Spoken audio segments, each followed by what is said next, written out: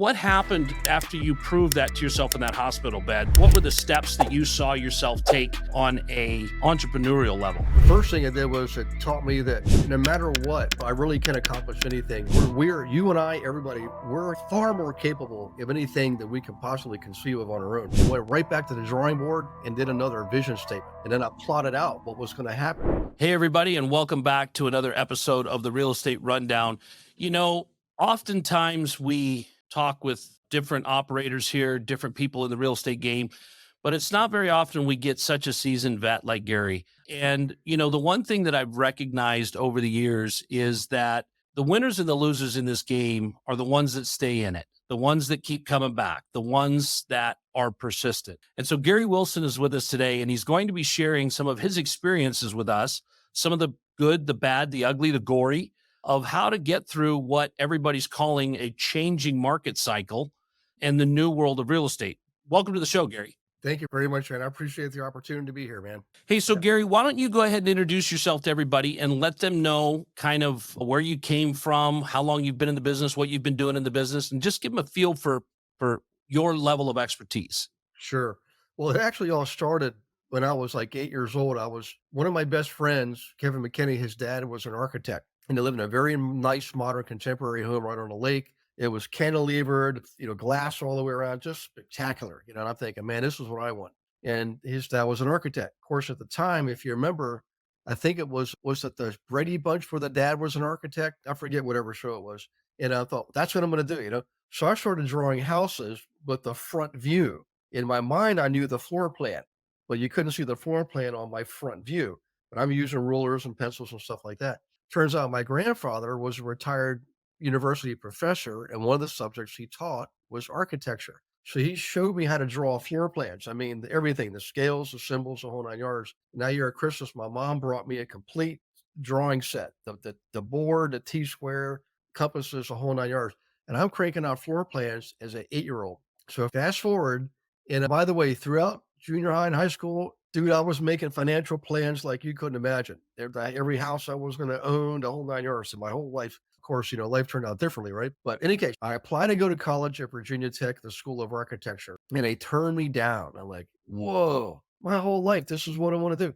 So they called me down there in an interview, and they said, we don't understand.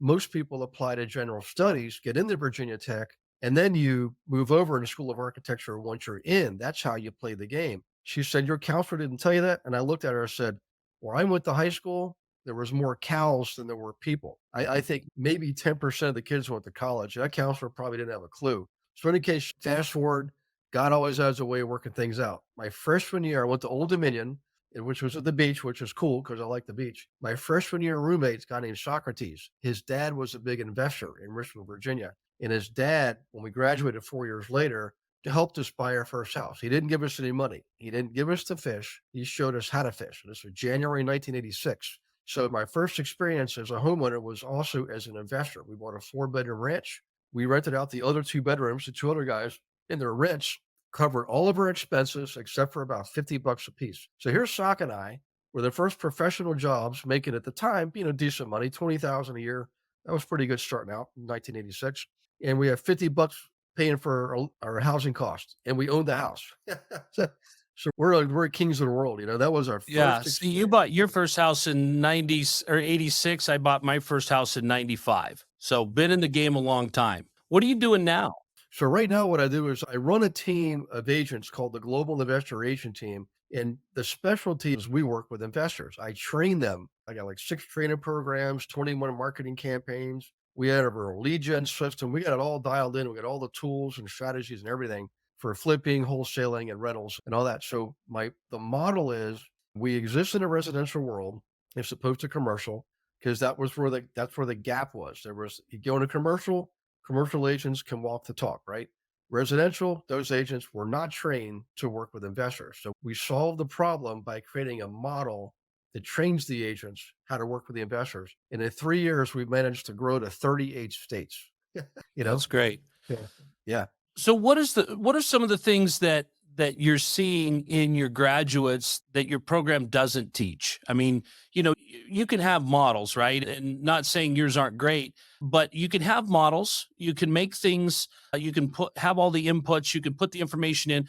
But what are you seeing out of the people that are taking your courses that is similar with those that are really successful versus those that are moderately successful in your program? Yeah. Well, I tell you what, one key factor is in the world of real estate brokerage, all the agents are independent contractors. I don't have a lot of leverage. It's not like they're employees where I can, lean into them and I have leverage because I give them a paycheck. When you're working with a bunch of independent contractors, I mean, they're like rebels. I mean, I'm an entrepreneur. I get it. It's in my blood. So here's what I see. The biggest lacks that I find in a lot of people is a lack of discipline, a lack of work ethic, a lack of focus, really key things that will serve them well no matter what you do. So I was blessed because I grew up in a military family, right? And I grew up in a family where my father's side was fairly well to do. So they were very, business owners too. They were very disciplined and they did not give up and they were very, honorable, had a lot of integrity. And so I had that coming out of the gate. Plus, I studied computer science in school. So, any case, so I had a lot of things going for me. Plus, I had a lucky break. Let's face it, having my college roommate, whose dad's a big investor, it's a huge break, and I got a free education. So, any case, go ahead. I'm And the sorry. other thing that you see too is, I mean, if I had a dollar for every time I heard a lazy person tell me they were going to get their real estate license because they thought that's where the easy money was, you and I wouldn't be talking. I'd be on a private island somewhere, right? But the reality is, we see that the biggest breakdown between the those that are successful and those that aren't is that work ethic, is that determination. That mindset will get you farther than really any spreadsheet. The spreadsheet is the icing on the cake, right? You still got to come to the party with a cake to decorate, right? And we see that a lot where I see that in my business. I get calls all the time from mortgage brokers or from realtors or from, you know, people wanting to sell me something instead of having something to sell, right? And when you're just starting out, a lot of people don't realize, and I didn't realize it in my younger days, that I was the product to sell. It was my hustle. It was my determination. It was the fact that I wasn't going to take no for an answer. I was going to continue to call on somebody. I remember a building I did for a very successful builder in town. I became an amateur stalker where I would show up at his office at 4:30 in the morning and wait for him to get to the office so that I could show him the newest rendition of what I thought we could do on his property until I finally got the job. And I know that we all have stories as entrepreneurs that have been successful that are like that. But beyond just, and I don't think you had a lucky break. I'm going to correct you if I may. I think that you took advantage of an opportunity that some people wouldn't have seen and you learned from that, right? But I know that if you put 10 other people with Socrates back at that time period, probably only three would have taken advantage of that deal, right? Yeah, if that. Yeah. And so when you look at that, Gary, what are some of the things that, I mean, so determination is definitely a factor in your success. What are some of the other things that you see that people that are going to be successful with your system really have to have, because yes, the system does the analysis, but what gets the information to feed the system? How are you seeing your students adjust to the market that we currently have? Yeah.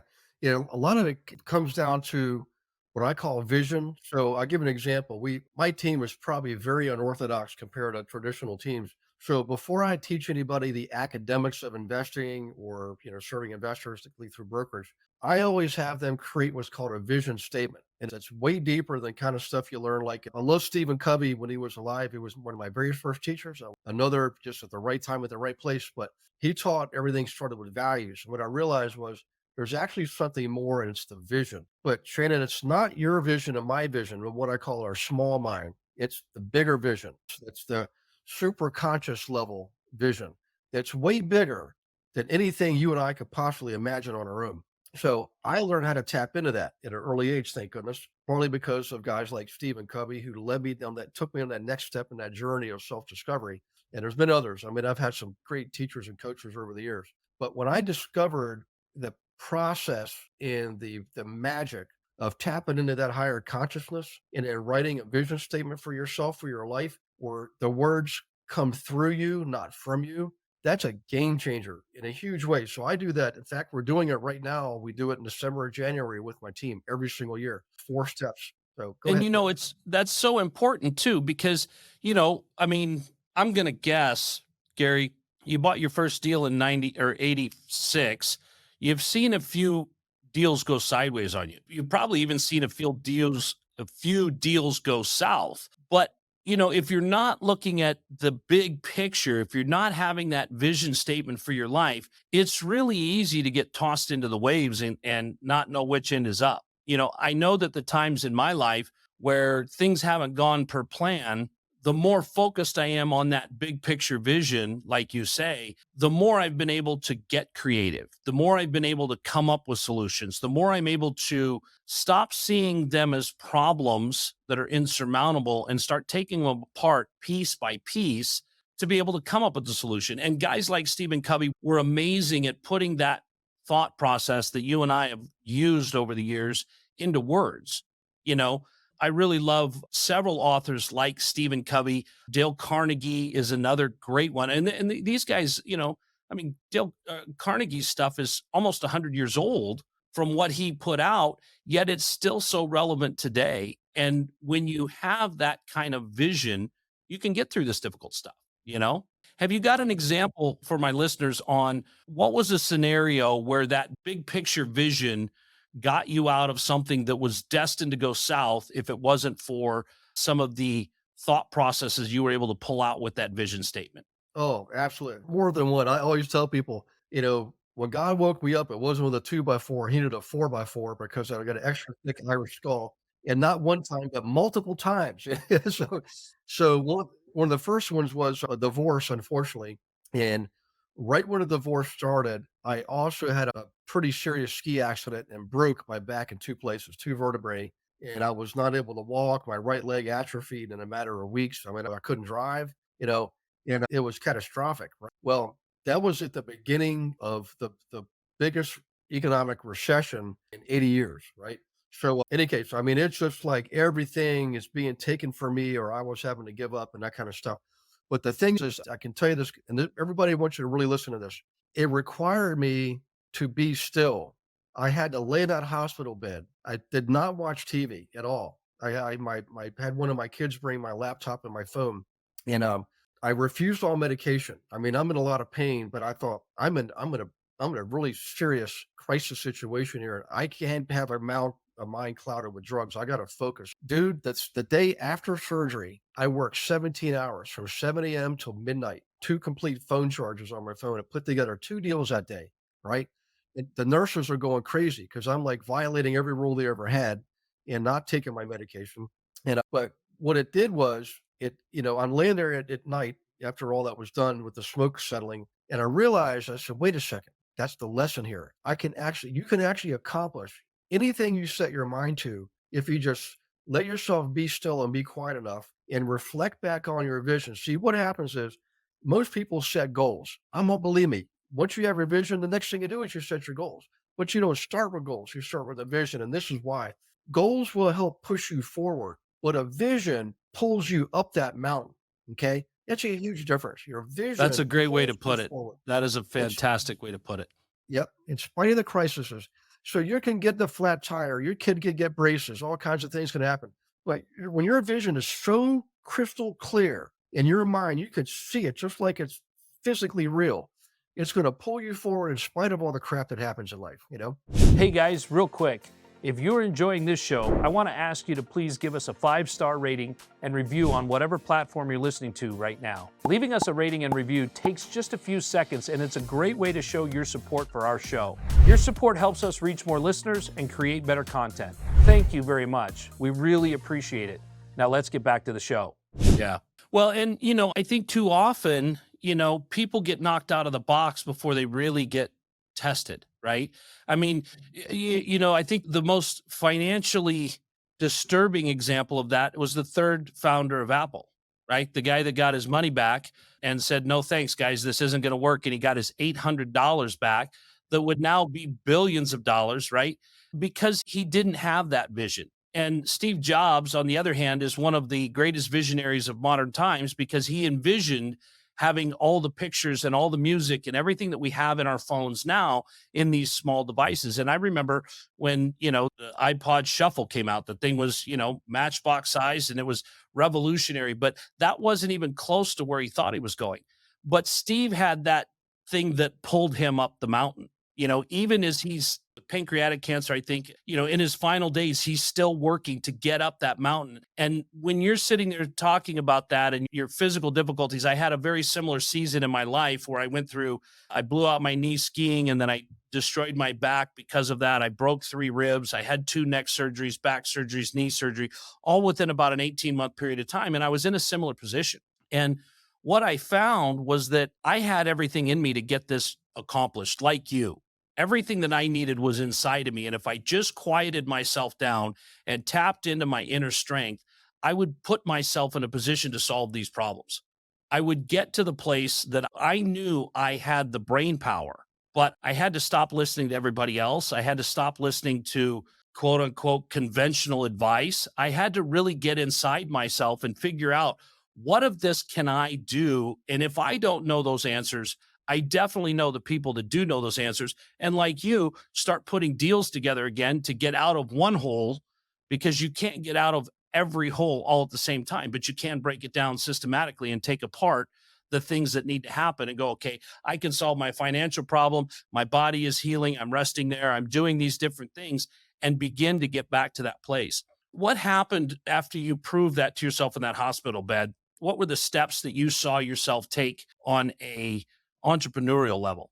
Oh my gosh. Well, the first thing it did was it taught me that, no matter what, I really can accomplish anything. You and I, everybody, we're capable, far more capable of anything that we could possibly conceive of on our own. So the first thing it is, I went right back to the drawing board and did another vision statement.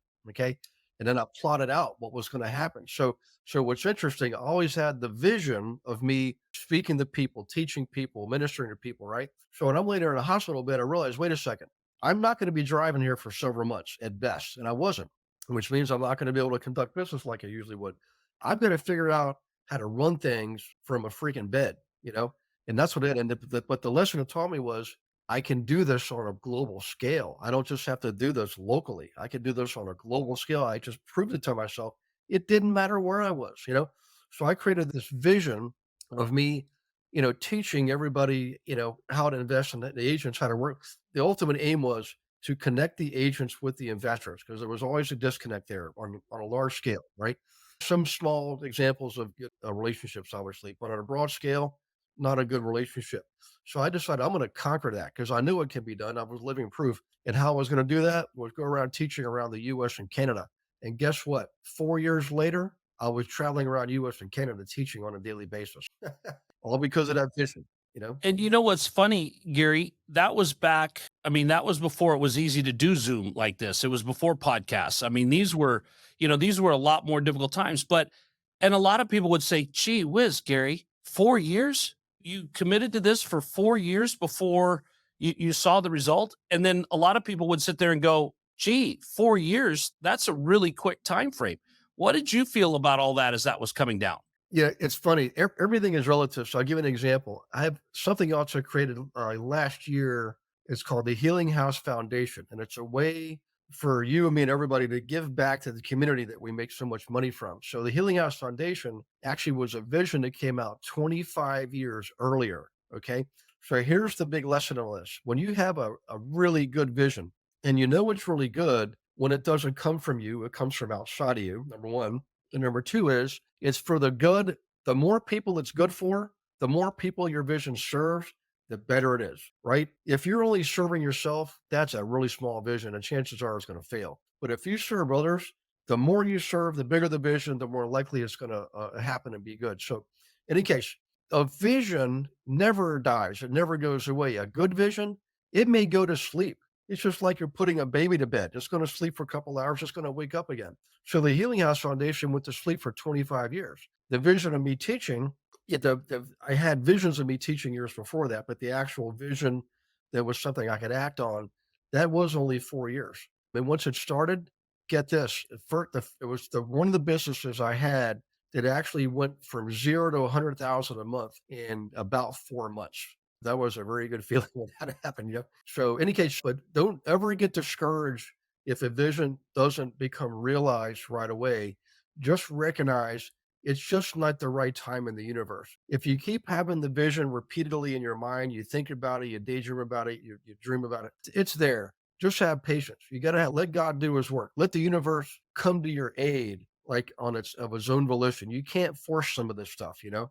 You just got to get in the flow. It's way better to go through life in the flow, right? Yeah, you're very correct there. And it's funny how many people try to do it all on their own, but they're going against the flow. I'm reading in a book right now about your purpose, and there's so many people that want a purpose. They want something that's different than what their true purpose is, right? I mean, I use this analogy all the time. I would love to be 6'8" and playing in the NBA, right? But I'm not. I'm 5'9", right? And that depends on which convenience store I'm leaving. But the reality is we want certain things, but is that in alignment with what we're good at? And one of the things that you found is you found that alignment between your vision and your practical skill set. When you combine that in real estate, I hear people all the time going, well, I'm flipping houses now. Is that what you really want to do? No, it's not, but I have to do that to do this. Well, why? You know, what is your true vision? What do you really want to get out of this? And why are you doing it this way? You know, because people don't have full belief in themselves. I find that at times that I struggle, it's because I'm not truly embracing the gifts that I have in a way that makes sense, in a way that really gives me the maximum value because I'm discounting what I can do. I'm discounting maybe I have to do this in order to do that. I have to do this first in order to get the skill to do that. Not necessarily. You can go in the direction of your vision and your values and make sure that you get there in a fashion that is in alignment with who you are at your core. Absolutely. Yeah. By the way, that alignment, Shannon, one of the most important things. So ultimately you end up with a plan. Like you go from vision and then you create your goals. What goals does this person have that you identified in your vision? That's the bigger you, right? Then you determine the action steps to make the goals occur. Then you make the plan to make it all. So the plan drives your actions through the accomplishment of your goals, which are in alignment with your vision. The alignment is all through that whole process. When the vision is real clear and you've given yourself the time necessary, devote the time necessary to flesh out the goals and flesh out the action steps. The plan is almost a foregone conclusion. And that's why people have so much confidence when they do this process. It's going to happen. You just know it. There's absolutely no doubt it's not going to happen. Are you going to get derailed at times? Absolutely. Something's going to happen. You're going to it's going to derail you. But the thing is, instead of you getting defeated and getting knocked off the horse terminally, the vision pulls you back, gets you back in alignment, pulls you forward, and gets you back on the horse. And if it takes 25 years, it takes 25 years. It takes 4 years, it takes 4 years. Your job is to have faith and take action. That's your job. You got to let the outcome in with the universe, right? Yeah, well, and that's where a lot of people forget. They have a vision of something, right? And a lot of times people will call that vision, money's not a vision. Money's a tool, right? What is the vision? It's free time. Free time isn't really a vision. You've got to go deeper than that. You've really got to look at how are you going to spend that time? What are you wanting to do with that time? And I've watched people all over find that vision and get niche down, still be in real estate, but find a vision for helping veterans, for helping at-risk teenagers, a lot of different things where they're able to use that gift of being a real estate entrepreneur or being an entrepreneur, period, find a way to apply that in a way that truly gives back to them. And then the next thing you know, they've built a business around that. But you always find, Tony Robbins is a great example, right? Tony Robbins is all about a better you, right? He's really made his life out of that.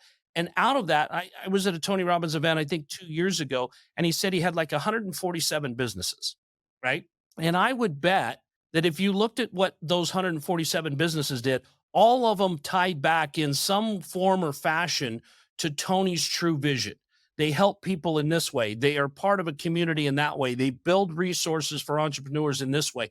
All of those kinds of things that allow you to create more free time, more wealth, more money out of the vision that really came from who you are as a person. You know, I want to get one final comment in closing from you, Gary, before we got to sign off here. But you know, when people are looking at the capitulation in the market, the way that the market is continuing to change, buyers and sellers are starting to come to the table more and more, but deals are still choppy. They're harder to get approved. There's all these different things that go along with that. What do you say to people when you look at what you know, what you've learned over your lifetime, the way your vision statement has evolved? What are you saying to people now when they're looking at real estate saying, I may or may not want to get involved with this? I may not have it in me. What are you saying? Well, if it really is truly part of their vision, then I can always tell when I read somebody's vision that it's, I try not to judge them or anything like that. I can, in my mind, I can tell, they did it halfway or they really put their heart into it. So the vision is real clear and it's that important. You know, what I tell people is when the market gets tough, you got to work tough. When the market's easy, you can do certain campaigns, certain activities, certain methodologies, still work in any market. When the market's tough, you're down to maybe 2 or 3 things that are gonna work well, and a lot of it grunt work. You gotta freaking roll up your sleeves every damn day. I mean, you literally gotta wake up and hit the ground running. You gotta outwork the next person. You gotta work 5 more minutes than everybody else around you, okay? That's what it takes. And if you have that kind of drive, see, when you mentioned Steve Jobs, the first thing that came to my mind was not just drive, but he was persistent. He was demanding. So when your vision is that clear and it's that important, you're going to be working with other people. You're going to have to grow a team and be working with other people. You cannot accept mediocrity in their work effort. You got to demand, the perfection that your vision requires. That's what it takes. It just no easy way, guys. That's what it is. And you got it inside you to do it. I know you do. And, you know, putting yourself in alignment with that vision, holding yourself accountable to that vision, all of those things are things that I continue to strive to do. There's a lot of work. But once you find yourself in that flow where you're lined up, Gary, you have given some great advice today that really things are going to turn for you. And you're going to have the persistence, you're going to have the determination, you're going to have the stick to itiveness to get through the difficult times because you've got a vision behind it. You don't just have the normal 8 to 5 grind mentality. You've got more than that. And so, Gary, I really want to thank you for coming on the show and talking with people about what it's going to take to truly get in alignment with your vision and get through the changes that are happening in the market and make yourself a better entrepreneur all the way around. Before you go, Gary, where can people find you in the world? Sure. Well, the good news is I've got some pretty awesome people working for me, and they make sure that my name is out there quite a bit. I have some pleasant surprises as I travel sometimes. But the easiest thing is really you can go. There's 2 different websites. The first one is easy because it's the name real estate with GaryWilson.com. That's for everybody. You can go in there and get all kinds of free books and free material and just check things out, right? And then if you are an investor or you're an agent, go to globalinvestoragent.com because if you're an investor, you can select the agents that we train to work with you all over the country. We got investors from 13 countries. And if you're an agent yourself, man, I'm telling you, I've seen 5 markets come and go. We know what's going to happen. We just can't tell you how big, how long, and when, and all that stuff. But the point is to not panic. It's to prepare. So come on our Monday Night Live class. You can sign up for it on the website. You can even fill out a little thing to have a conversation with me, a real live conversation with me. And in a half hour, I'll be able to help you get to your next step. None of this costs anything. Just do yourself a favor, reach out and ask for help because I can tell you this, the smart ones always get up. And Lord knows I had a lot of help getting where I am. You have to reach your hand up that mountain you want to climb and reach out to the people already up there and ask them for help. And you know what? There's enough good people at the top. They're going to be willing to reach their hand down and pull you up along with your vision. That's right. Well, there you go, guys. You know where to get a hold of Gary, and those will be in the show notes. But, guys, I want to thank you again for tuning in to Gary and I's conversation here on the Real Estate Rundown. Let us know your thoughts and comments. And as always, we appreciate it if you like and subscribe to the channel and share it with your friends. Again, we'll see you next time on the Real Estate Rundown. Thanks for listening. I hope you found tons of value in this show. It would help us a lot if you could rate and leave us a 5-star review as we continue our mission to help others just like you in their real estate journey. Thank you, and we'll catch you on the next episode of RobNet's Real Estate Rundown.